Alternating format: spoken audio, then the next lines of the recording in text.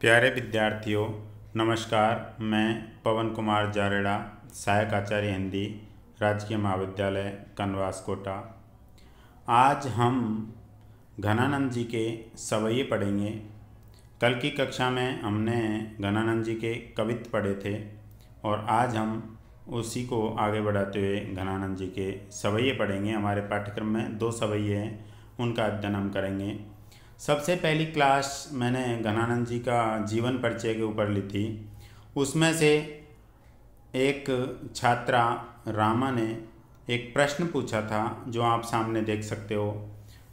Screen पर छठी line में लिखा हुआ है कि घनानंद जी सुजान की धोखा देने के बाद और वृंदावन चले गए थे। उनकी बेवफाई के बाद वृंदावन चले गए थे और वहाँ जाकर के निम्बार्क संप्रदाय में दीक्षित होकर के और भक्त का जीवन जीने लगे थे।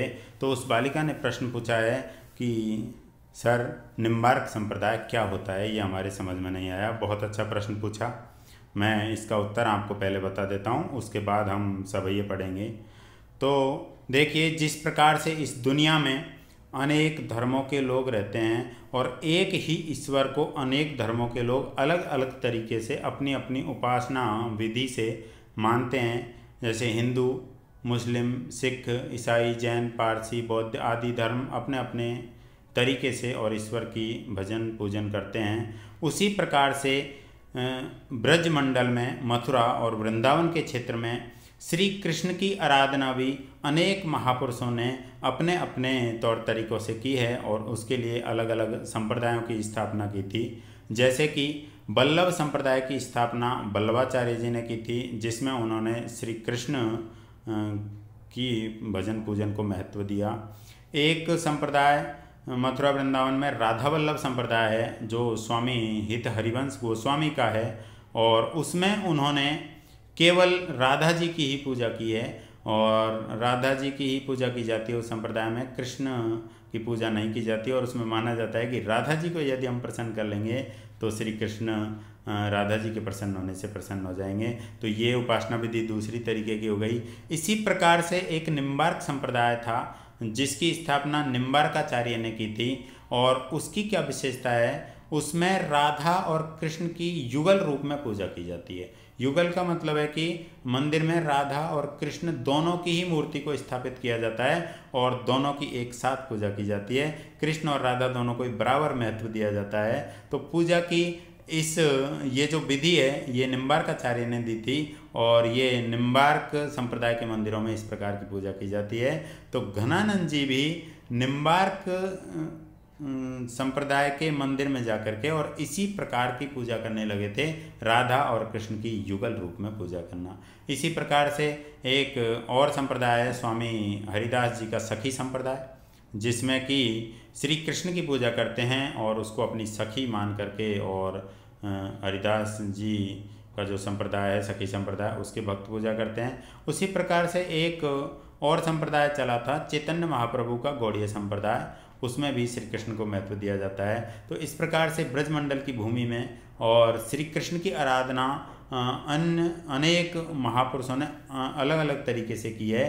तो उसमें निम्बार्क जो स्वामी थे, निम्बार्काचार्य थे, उन्होंने निम्बार्क संप्रदाय की स्थापना की थी और अपने संप्रदाय का ये नियम बनाया था कि उसमें राधा और कृष्ण की युगल रूप में पूजा होगी, दोनों की जोड़े के रूप में पूजा होगी, तभी जा करके और श्री कृष्ण प्रसन्न हो सकते हैं। राधा जी के प्रसन्न हुए बिना श्री कृष्ण भी प्रसन्न नहीं होंगे।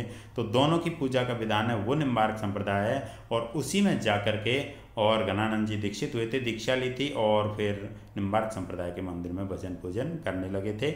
ये तो प्रश्न था जो बालिका ने पूछा था, उसका उत्तर है। अब हम आगे बढ़ते हैं और आज का जो प्रकरण है हमारा घनानंद के सवैये, उनके बारे में पढ़ते हैं। सबसे पहले देखिए, यहाँ पर प्रथम जो सवैया है उसके बारे में पाठ परिचय में कुछ पंक्तियाँ दी गई है, उनका अर्थ हम समझ लेते हैं। तो इस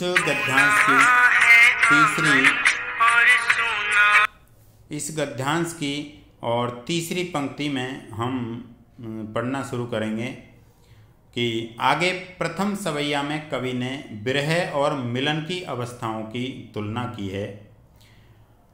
प्रेमी कहता है कि संयोग के समय तो हम तुम्हें देखकर जीवित रहते थे, अब वियोग में अत्यंत व्याकुल है। यहाँ पर पहले सवैये में बताया गया है कि जब मिलन की स्थिति थी तब मैं किस प्रकार से सुखी रहता था, और अब जब आपसे बिछुड़ गया हूँ और विरह की स्थिति आ गई है तो मेरे प्राण किस प्रकार से दुखी है।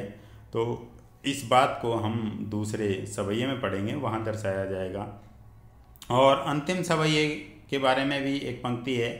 कवि घनानंद कहता है कि मेरे हृदय रूपी प्रेम पत्र को और प्रियतमा ने पढ़ा भी नहीं और बिना पढ़े ही अनजान की भांति फाड़ करके फेंक दिया, उसके टुकड़े टुकड़े कर दिए। इस प्रकार की शिकायत करता है कवि घनानंद अपनी प्रियतमा सुजान से। तो इन दोनों सवैयों को मैं आपको विस्तार से बताऊंगा। अब हम सवैये पढ़ते हैं। सर्वप्रथम पहला सवैया लेते हैं। 2 कवित्त हम पढ़ चुके हैं, अब 2 सवैये और बचे हैं, उसके बाद ये पाठ खत्म होगा। तो पहला सवैया देखिए आप। अब प्रिय विद्यार्थियों, हम सवैये का सर्वप्रथम वाचन करेंगे। तो मैं आपको एक बात बता दूं कि कवित्त और सवैये का जो वाचन किया जाता है उनकी दोनों की धुन अलग अलग होती है, दोनों को अलग अलग प्रकार से गाया जाता है। कवित्त के बारे में मैंने आपको कल बताया था, अब मैं आपको सवैया गा करके बताता हूँ। और सवैये भी 2 प्रकार से गाए जाते हैं, मैं आपको बताता हूँ गा करके। पहला सवैया लीजिए, आपके सामने प्रस्तुत है। तब तो छवि पीवत जीवत है, अब सोचत लोचन जात जरे, हित तोष के तोष सुप्राण पले, बिललात महा दुख दोष भरे, घन आनंद मीत सुजान बिना, सब ही सुख साज समाज टरे, तब हार पहाड़ से लागत है, अब आन के बीच पहाड़ परे हो, अब आन के बीच पहाड़ परे। ये सवैये का वाचन था। एक इसको तीव्र गति से भी गा सकते हैं। तब तो छवि पीबत जीवत है, अब सोचत लोचन जात जरे, हित तोष के तोष सुप्राण पले, बिल लात महा दुख दोष भरे, घन आनंद मीत सुजान बिना, सब ही सुख साज समाज टरे, तब हर पहाड़ से लागत है, अब आनी के बीच पहाड़ परे, अब आनी के बीच पहाड़ परे। जो आपको पसंद आए उस धुन में आप इसको गाएं। प्रिय विद्यार्थियों, आप बोलना सीखिए, आप गाना सीखिए। कवित्त और सवैये की जो धुन है वो बहुत ही अच्छी होती है, आपको जो पसंद आए उसमें आप गाएं। अब देखिए, इस सवैये के वाचन के बाद हम सर्वप्रथम इसका संदर्भ लेते हैं। तो संदर्भ में हम लिखेंगे कि यह पद्यांश कविवर घनानंद जी द्वारा रचित है और यह पद्यांश हमारी पाठ्य पुस्तक अंतरा भाग 2 के सवैया शीर्षक से उद्धृत है, सवैया शीर्षक से लिया गया है। ये आप संदर्भ में लिखोगे। इसके बाद हम प्रसंग लिखेंगे इसका। तो प्रसंग में हम ये लिखेंगे कि इस सवैये में कविवर घनानंद जी तब और अब, तब का मतलब है संयोग काल और अब का मतलब है वियोग काल। तो इसमें घनानंद जी संयोग काल और वियोग काल दोनों का तुलनात्मक अध्ययन कर रहे हैं, दोनों में तुलना कर रहे हैं कि जब मैं मेरी प्रेमिका के पास था, सुजान के पास था, तो मेरा जीवन किस प्रकार आनंद से भरा हुआ था, और अब जब मैं बिछुड़ चुका हूँ तो किस प्रकार से मेरे तन मन में और दुख का राज हो गया है। मेरे जीवन में दुख ही दुख है, दुख का ही राज है पूरी तरीके से, अब सुख कहीं नाम मात्र को भी नहीं है। ये आप प्रसंग में लिखोगे। इसके बाद तीसरा बिंदु कठिन शब्दार्थ आता है। तो प्यारे विद्यार्थियों, कठिन शब्दों में आप 5-6 कठिन शब्द चारों लाइनों से ले सकते हो, चारों पंक्तियों से ले सकते हो और उनको कठिन शब्दार्थों को लिख दीजिएगा। ज़्यादा नहीं, 5-6 लिखने पड़ते हैं, इससे ज़्यादा नहीं। तो देखिए, सबसे पहले हम यदि पहली लाइन को ही लें तो उसमें एक छवि शब्द आया है। छवि, छवि का अर्थ है सौंदर्य या सुंदरता। और एक सोचत शब्द आया है। सोचत का अर्थ है शोक या दुख। इसी प्रकार से दूसरी पंक्ति में बिल्लात शब्द आया है और बिल्लात शब्द का अर्थ होगा व्याकुल या दुखी। एक हिततोष शब्द आया है, इसका अर्थ होगा प्रेम का पोषण, प्रेम से भरा हुआ। इसी प्रकार से तीसरी पंक्ति में आप देखिए, यहाँ पर एक मीत शब्द आया है। मीत का मतलब है मित्र। और तीसरी ही पंक्ति में अंत में टरे, टरे का मतलब हट गए हैं या दूर हो गए हैं। अगली पंक्ति जो चौथी पंक्ति है उसमें आया है हार शब्द। तो गले में पहने जाने वाला एक आभूषण, उसको हार कहते हैं, माला भी कह सकते हो उसको आप। आनी के शब्द आया है चौथी पंक्ति में, इसका अर्थ है आकर। तो इस प्रकार से आप कठिन शब्दों के अर्थ लिख दोगे। चौथे बिंदु में आपको इसकी व्याख्या करनी है। तो अब हम विस्तार से इसकी व्याख्या करते हैं। तब तो छवि पीवत जीवत है, अब सोचत लोचन जात जरे। यहाँ रीतिकाल के श्रेष्ठ कवि, महान कवि कविवर घनानंद जी अपनी प्रेमिका सुजान को पुकार करके कहते हैं कि हे सुजान, तब का अर्थ होगा संयोग काल, मिलन का काल। तब का अर्थ संयोग काल है। छवि का अर्थ सौंदर्य या सुंदरता है। पीवत का मतलब पान करके, देख करके। जीवत जीते। और हे का अर्थ है थे। हे ब्रज भाषा में है, हिंदी में इसका अर्थ थे होगा। अब का अर्थ होगा वियोग काल।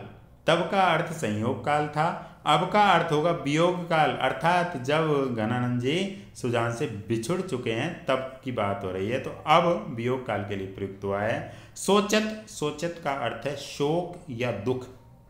लोचन नेत्रों को कहा जाता है। और जरे का मतलब है जलना और जात का मतलब है जाते हैं। जरे का मतलब है जलना। तो अब इसका अर्थ आप आसानी से कर सकोगे क्योंकि प्रत्येक शब्द का अर्थ आपके सामने बता दिया है। तो यहाँ कविवर घनानंद जी कहते हैं कि मेरे जो ये नेत्र, लोचनों की बात हो रही है, जो पहली लाइन में अंत में लोचन आया उसी की बात हो रही है। घनानंद जी कहते हैं कि मेरे नेत्र संयोग काल में तो आपके सौंदर्य या आपकी सुंदरता पूर्ण जो मूर्ति थी या छवि थी, आकृति थी, उसका पान करके, आपके सौंदर्य का पान करके और जीवित रहते थे। अर्थात मेरे नेत्र जब संयोग काल था तब आपको देख देख करके बड़े आनंदित होते थे, बड़े हर्षित रहते थे और वो नेत्र आपको देख देख करके ही जीवित रहते थे। लेकिन अब पासा पलट गया है। देखिए क्या अंतर आ गया है। अब जब वियोग हो गया है मेरा आपसे, अर्थात मोहम्मद शाह रंगीले के दरबार में जब मैं आपके सामने रहता था तब तो मेरे ये नेत्र बहुत ही प्रसन्न रहते थे और आपकी सुंदरता का पान किया करते थे। लेकिन अब जब मैं आपसे अलग हो चुका हूँ तो यही नेत्र और शोक में, दुख में इतने हो गए हैं कि शोक के या दुख के कारण जले जा रहे हैं। सोचत लोचन जात जरे, ये मेरे नेत्र अब वियोग काल में दुख के कारण या शोक के कारण जले जा रहे हैं। अर्थात अब आप मुझे दिखाई नहीं देते, अब मैं आपके सौंदर्य का पान नहीं कर पाता, इसलिए अब मेरे नेत्र आपके शोक में या दुख में जले ही जा रहे हैं। और तब की बात कुछ और थी और अब मैं बहुत ज़्यादा दुखी हूँ, पहले मैं बहुत ज़्यादा प्रसन्न था आपको देख करके। पहली लाइन का अर्थ ये होगा। दूसरी लाइन का अर्थ करते हैं हम। हित तोष के तोष सुप्राण पले बिललात महा दुख दोष भरे। हिततोष का अर्थ होता है, हिततोष जो शब्द आया है उसका अर्थ होता है प्रेम का पोषण, अर्थात प्रेम से भरा हुआ। तोष, अगली बार जो तोष शब्द आया है उस तोष का अर्थ है संतोष, प्राण का मतलब प्राण और पले, पले का मतलब पल्लवित हुए या बढ़े। बिल्लात, बिल्लात का अर्थ होता है व्याकुल होना या दुखी होना। महा, महा का मतलब है अधिक। दोष, दोष का मतलब गलती। भरे, भर गए हैं। अर्थात यहाँ पर कवि घनानंद जी कहना चाहते हैं कि मेरे ये जो नेत्र थे वो पहले जब संयोग काल था तब मेरे ये नेत्र आपके प्रेम से पोषित होते रहते थे। अर्थात मेरे नेत्रों को आपके प्रेम का पोषण मिला करता था और ये प्राण आपके प्रेम के पोषण में पल रहे थे, बढ़ रहे थे। अर्थात ये प्राण आपके प्रेम के पोषण में जीवित रह रहे थे। इस बात का मुझे संतोष था। पहले जब संयोग काल था तब तो आपके प्रेम के पोषण के कारण, अर्थात आप प्रेम से देखते थे तो ये प्राण उस प्रेम के पोषण के कारण पले जा रहे थे। अच्छी प्रकार से मैं जिए जा रहा था और इस बात का मुझे संतोष भी था। परंतु अब क्या हुआ है देखो, बिल्लात महादुख दोष भरे, लेकिन अब जब वियोग काल आ गया है तो मेरे ये नेत्र जो है वो अत्यधिक दुख और दोष से भर गए हैं और अत्यधिक व्याकुल है। ये मेरे नेत्र अब वियोग काल में सभी प्रकार के दुखों और दोषों से भर गए हैं, गलतियों से भर गए हैं और अब ये मेरे जो नेत्र है बहुत ही ज़्यादा व्याकुल हो रहे हैं, बहुत ही ज़्यादा दुखी हो रहे हैं, क्योंकि आपके प्रेम का पोषण अब इनको नहीं मिल पा रहा है और अब मुझे संतोष नहीं हो पा रहा है आपको देखे बिना। अर्थात पहले मैं आपको हमेशा अपनी नज़रों के सामने देखता था तो मैं संतुष्ट रहता था, लेकिन अब विरह काल में मैं आपसे मिल भी नहीं पा रहा हूँ, आपके दर्शन भी नहीं हो रहे हैं, तो मेरे जो ये प्राण हैं वो महान दुख और दोष से भर गए हैं, अधिक दुख और दोष से भर गए हैं, साथ में ये बहुत ज़्यादा व्याकुल भी है। इसी प्रकार से अब तीसरी लाइन हम इसका अर्थ करेंगे। घन आनंद मीत सुजान बिना, सब ही सुख साज समाज टरे।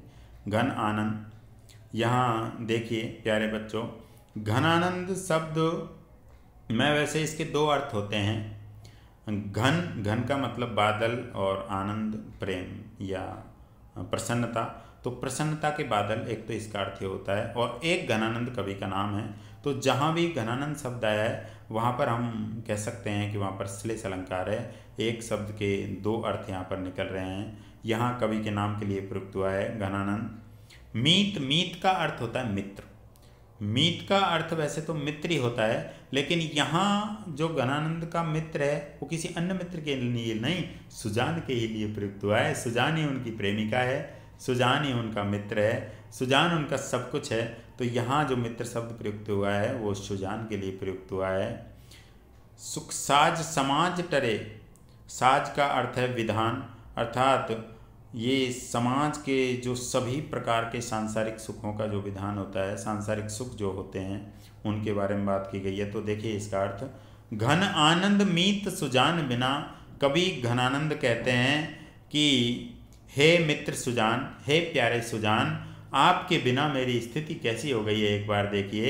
सब ही सुख साज समाज टरे, जो इस संसार में जो सभी प्रकार के सांसारिक सुख होते हैं, इस सामाजिक सुख होते हैं, वो सारे सामाजिक सुख आपके बिना मुझसे दूर हो गए हैं, मुझसे परे हट गए हैं। अर्थात मुझे अब सांसारिक सुख भी प्राप्त नहीं हो रहे हैं। ये घनानंद जी कहते हैं ये सब स्थिति कैसे उत्पन्न हुई है, आप नहीं हो, आपकी कमी है, इसलिए मुझे सभी प्रकार के सांसारिक जो सुख थे मेरे जीवन में उनका भी अंत हो गया है, वो भी खत्म हो गए हैं। अब मुझे संसार का किसी भी प्रकार का सुख भी प्राप्त नहीं होता है आपके वियोग में। चौथी लाइन का हम अर्थ करते हैं।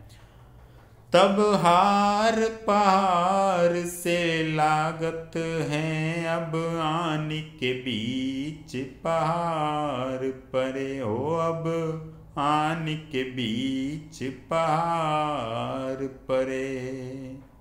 तो अंतिम पंक्ति में घनानंद जी कहते हैं कि तब, तब का अर्थ है संयोग काल, कवि घनानंद अपनी प्रेयसी सुजान से कह रहे हैं कि तब संयोग की अवस्था में हार पहाड़ से लागत है। जब हमारा संयोग का काल था, जब हमारा मिलन का काल था, तो जब प्रेमी और प्रेमिका दोनों आलिंगन किया करते थे तो प्रेमिका के गले में जो आभूषण, जो हार पहनती थी प्रेमिका, वो भी हम दोनों के बीच में पहाड़ के समान हमको लगता था।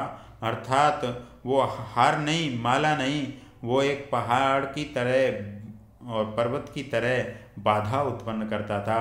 अर्थात प्रेमी और प्रेमिका को मिलने में बीच में बाधा उत्पन्न करता था हार, तो वो भी बहुत ज़्यादा बाधक लगता था। अब क्या हुआ है, अब आने के बीच पहाड़ पड़े और अब जब वियोग अवस्था आ गई है तो वास्तव में आप मुझसे इतनी ज़्यादा दूर हो गई हो कि अब मुझे ऐसा लगता है कि मेरे और आपके बीच में आकर के वास्तव में ही पर्वत या पहाड़ खड़ा हो गया है। अर्थात बहुत ज़्यादा कठिनाइयाँ हमारे बीच में आ गई है, बहुत ज़्यादा समस्याएं, बहुत बड़ी बड़ी कठिनाइयाँ हमको पार करनी पड़ेगी एक दूसरे से मिलने के लिए। आनिके का मतलब है आकर, बीच, पहाड़ का मतलब है पर्वत या पहाड़ परे पड़ गए हैं। अर्थात अब हमारे दोनों के मिलन के बीच में बहुत सारी विपत्तियां हैं, बहुत सारी बाधाएं हैं। तो अब वास्तव में ही हमारे बीच में पहाड़ के समान इतनी विपत्तियां आ गई है। और तब जब संयोग काल था तब तो आपके गले में पड़ा हुआ जो हार था वो भी मुझे पहाड़ के समान लगता था, अर्थात बहुत बाधक लगता था, वो मिलने में बाधा उत्पन्न करता था। तो देखिए यहाँ जो घनानंद जी है उनका जो प्रेम है बहुत सात्विक है। मैं आपको बार बार ये बात इसलिए बता रहा हूँ कि रीति काल जो काल था वो वास्तव में वासना और आसक्ति का काल था, क्योंकि वो राजाओं का काल था और राजा लोग अपनी वासना पूर्ति के लिए और इन जो कवि होते थे इनको अपने दरबारों में रख कर के और अपनी प्रशंसा करवाते थे। लेकिन घनानंद जी जो थे वो राज्य आश्रय में नहीं रहे थे, वो तो रीति मुक्त कवि थे। उन्होंने सभी प्रकार के बंधनों को छोड़ करके और कविता की थी। तो केवल और केवल रीति काल में एक घनानंद और इसकी रीति मुक्त धारा के अन्य कवि, यही ऐसे कवि है जिन्होंने अपने हृदय के भावों को मुक्त रूप से व्यक्त किया है और इनके प्रेम में कहीं भी आसक्ति या वासना का नाम मात्र भी नहीं है। इनका जो प्रेम है वास्तव में बहुत ही उच्च स्तरीय, बहुत ही अच्छा और बहुत ही शुद्ध, सात्विक और सूक्ष्म प्रेम है। इन्होंने वास्तव में दुनिया को सिखाया कि प्रेम आखिरकार क्या होता है। प्रेम की आज तो परिभाषा पूरी तरह वासनात्मक होती जा रही है, परंतु वास्तव में प्रेम एक बहुत ही उच्च भाव है। प्रेम का वासना से कोई लेना देना नहीं है। जो हम किसी के प्रति आजकल वासनात्मक प्रेम कर सकते हैं उसको मोह तो कह सकते हैं, लेकिन प्रेम उसको वास्तव में नहीं कहा जा सकता। प्रेम तो एक ऐसा उच्च भाव है जो एक दूसरे के लिए सब कुछ न्यौछावर करने का उसमें विचार होता है। और यहाँ देखिए कि उनकी जो प्रियतमा है सुजान, उनसे केवल एक बार मिलने के लिए और जीवन भर तड़पते रहते हैं। कौन? घनानंद जी। तो यहाँ इनका जो प्रेम है वो वास्तविकता में प्रेम का उच्चतम रूप है, बहुत ही सुंदर रूप है और बहुत ही सच्चा रूप है प्रेम का, जो हमको इनके सवैये में दिखाई देता है। तो इस प्रकार से अंतिम लाइन एक बार फिर से कि तब हार पहाड़ से लागत है, अब आने के बीच पहाड़ परे। घनानंद जी वर्णन करते हुए अंतिम पंक्ति में कहते हैं कि जब संयोग काल था, तब जब हम मिलते थे तब आपके गले में ये जो आभूषण हार आप पहनती थी वो हमारे बीच में जब हम मिलते थे तो बहुत बाधा उत्पन्न करता था, मुझे वो पहाड़ के समान बाधक लगता था। लेकिन अब कैसा समय का परिवर्तन हुआ है, अब जब विरह काल है तब हमारे बीच में वास्तव में इतनी दूरियां बढ़ गई है कि वास्तव में ऐसा लगता है जैसे पहाड़ी आकर खड़ा हो गया, अर्थात बहुत सारी विपत्तियां हमारे बीच में आ गई हो। तो प्रिय विद्यार्थियों, ये पहले सवैये का अर्थ था। यदि आपको समझ में नहीं आया तो एक बार मैं फिर से बोल देता हूँ, आप फिर से देखें। तब तो छवि पीवत जीवत है, अब सोचत लोचन जात जरे। इसमें कवि घनानंद जी कहते हैं कि मेरे जो ये नेत्र थे वो संयोग काल में तो आपकी सुंदरता या सौंदर्य का पान करके और जीवित रहते थे, लेकिन अब वियोग काल में ये नेत्र शोक के कारण जले जा रहे हैं। दूसरी पंक्ति, हिततोष कितोष सुप्राण पले, बिललात महादुख दोष भरे। और दूसरी पंक्ति में कहते हैं कि मेरे जो ये नेत्र थे, पहले आपका जो प्रेम का पोषण इनको मिला था उसके कारण ये प्राण पल रहे थे, अर्थात मेरे प्राण जीवित थे आपके प्रेम के पोषण के कारण, और उसमें मैं संतुष्ट था, उसमें मुझे संतोष होता था। लेकिन अब क्या हुआ, बिल्लात महादुख दोष भरे। लेकिन अब जो मेरे प्राण हैं वो अत्यधिक दुख और दोषों से भर गए हैं और अत्यधिक व्याकुल हो रहे हैं। बिल्लात का मतलब व्याकुल होता है, तो ये बहुत ज़्यादा दुखी हो रहे हैं, व्याकुल हो रहे हैं। घन आनंद मीत सुजान बिना, घनानंद कहते हैं कि हे मित्र, हे प्रियतम सुजान, आपके बिना आप सब कुछ सुना कर गए हो, आप नहीं हो तो कुछ भी नहीं है मेरे जीवन में। तो क्या हुआ है इसका फर्क, सब ही सुख साज समाज डरे। जो संसार में सभी प्रकार के जो सुखों के विधान होते हैं, अर्थात सांसारिक जो सभी प्रकार के सुख होते हैं वो भी मेरे जीवन से दूर चले गए हैं। आपके बिना मुझे सांसारिक सुख भी प्राप्त नहीं हो रहे हैं। तब हार पहाड़ से लागत है, अब आने के बीच पहाड़ पड़े। और तब संयोग अवस्था में आपके गले में जो आपने माला पहन रखी थी या आभूषण पहन रखा था, हार पहन रखा था, वो भी जब मैं आपसे मिलता था तो मुझे वो पहाड़ के समान बाधक लगता था, अर्थात वो हम दोनों के आलिंगन में बाधा उत्पन्न करता था। लेकिन अब समय कितना परिवर्तनशील है, अब क्या हुआ, अब आने के बीच पहाड़ पड़े। अब वास्तव में मुझे ऐसा लगता है कि हम दोनों के बीच इतनी दूरियां बढ़ गई है कि वापस मिलने के लिए हमको पहाड़ पार करने होंगे, अर्थात बहुत सारी विपत्तियों को पार करना होगा, तब जाके हम मिल सकते हैं। तो यहाँ पर वास्तव में बहुत ज़्यादा विपत्तियाँ उनके सामने हैं मिलने में। तो ये इस सवैये का अर्थ था। अब हम पांचवा बिंदु लेते हैं विशेष। विशेष आप इसमें क्या लिखोगे, तो सर्वप्रथम आपको इसमें विशेष लिखना है बच्चों कि इसमें संयोग काल और वियोग काल दोनों की जो स्थितियां हैं उसका तुलना की गई है दोनों के बीच में। संयोग और वियोग श्रृंगार के दो पक्ष है, इन दोनों पक्षों में तुलना की गई है। दूसरा आप इसमें लिख सकते हो कि रस के हिसाब से देखें तो इसमें वियोग श्रृंगार रस की अभिव्यक्ति हुई है। हालांकि इसमें वियोग और संयोग दोनों का ही स्मरण हो रहा है, लेकिन मूल रूप से इसमें वियोग श्रृंगार ही है, क्योंकि वर्तमान में क्या स्थिति है, वर्तमान में जब कवि इसको रच रहा है तब वियोग की प्रधानता है, तो यहाँ वियोग श्रृंगार रस है। भाषा की बात करें तो यहाँ भाषा साहित्यिक, सरल और सरस ब्रज भाषा का प्रयोग किया गया है। यदि हम छंद की बात करें तो यहाँ पर सवैया छंद का प्रयोग किया गया है, आपको ये लिखना है। पहले जब हम कवित्त पढ़ रहे थे तब कवित्त छंद का प्रयोग हुआ था, अब हम सवैया पढ़ रहे हैं तो यहाँ पर सवैया छंद का प्रयोग किया गया है। और इसके बाद यदि हम अलंकारों में देखें तो आप देख सकते हो अलंकारों में कि यहाँ पर जो अंत में जरे, भरे, टरे और परे, पहली और दूसरी पंक्ति, तीसरी और चौथी पंक्ति, उसके अंत में तुकबंदी हो रही है, तो यहाँ अंत्यानुप्रास अलंकार है। यहाँ पर जब अंत में तुकबंदी होती है तो वहाँ पर अंत्यानुप्रास अलंकार होता है, तो दो जगह यहाँ पर अंत्यानुप्रास अलंकार है। इसके अलावा यदि हम देखें तो चौथी पंक्ति में एक शब्द है हार और पहाड़। हार और पहाड़ जो शब्द है उसमें यमक अलंकार है, और यमक में भी कौन सा, सभंग पद यमक, क्योंकि एक हार का मतलब माला है और एक पहाड़ जो शब्द है उसका मतलब पर्वत है, लेकिन इसके टुकड़े करने पड़ेंगे। पहला हार, इसके अलावा दूसरा हार बनाने के लिए पै को हटाना पड़ेगा पहाड़ से, तो जिसमें किसी पद को तोड़ करके और फिर उसका यमक बनाया जाए तो उसको सभंग पद यमक कहते हैं। और यदि दोनों एक जैसे ही शब्द होते और अर्थ अलग होते तो वो अभंग पद यमक था। तो यहाँ सभंग पद यमक अलंकार का प्रयोग हुआ है।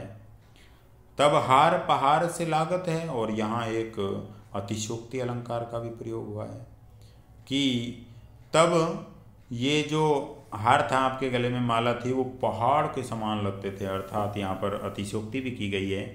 और एक से शब्द आया है यहाँ पर कि हार कैसे लग रहे हैं, पहाड़ के समान, तो यहाँ पर उपमा अलंकार भी है। एक ही पंक्ति में तीन तीन अलंकार आए हैं। हार और पहाड़ में सबंग पद यमक भी है। हार पहाड़ से शब्द के कारण उपमा अलंकार भी है, और हार पहाड़ के समान लग रहे हैं तो अतिशयोक्ति अलंकार भी है। इसके अलावा तीसरी पंक्ति में सब ही सुख साज समाज टरे, यहाँ से की आवृत्ति 4 बार हो रही है, एक सब में हो रही है और उसके बाद लगातार 3 बार हो रही है, सुख साज और समाज। तो जहाँ पर 2 बार से अधिक आवृत्ति कहीं पर भी एक वर्ण की हो तो वहाँ पर वृत्त्यनुप्रास अलंकार होता है। तो यहाँ सब ही सुख साज समाज टरे, इसमें वृत्त्यनुप्रास अलंकार है।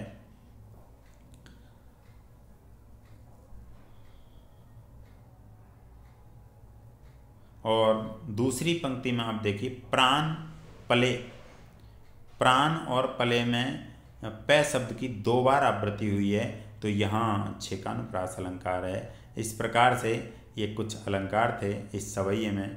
तो मुझे आशा है कि आपको ये सवैया अच्छी प्रकार से समझ आया होगा। अब दूसरे सवैये के लिए मैं आपसे अगले भाग में मिलता हूँ। तो प्यारे बच्चों, यदि आपको कोई भी चीज़ समझ में नहीं आए तो आप निस्संकोच होकर के और मुझसे पूछ सकते हो, कमेंट डाल सकते हो आप कि हमको कोई चीज़ समझ में नहीं आई, तो मैं आपको उसको दोबारा समझा दूंगा। तो आज के लिए बस इतना ही। यदि आपको मेरी ये प्रस्तुति वास्तव में पसंद आई हो तो इसको लाइक और सब्सक्राइब ज़रूर करें। धन्यवाद।